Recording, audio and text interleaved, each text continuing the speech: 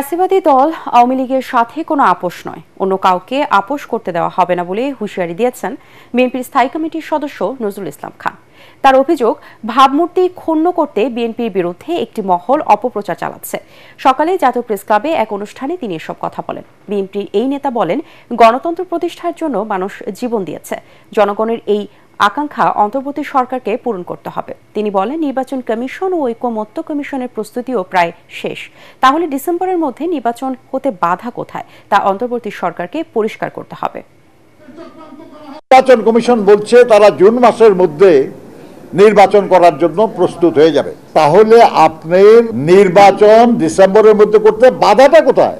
এখন যদি বলেন যে না আরো দেরি করতে হবে, কারণ যদি গোপন থাকে যে আপনার সংগঠিত হতে একটু সময় লাগবে, কিংবা আপনি কারো কারোর সঙ্গে একটু জোটের চেষ্টা করতেছেন, সেই জোটটা বানানোর জন্য একটু সময় লাগবে।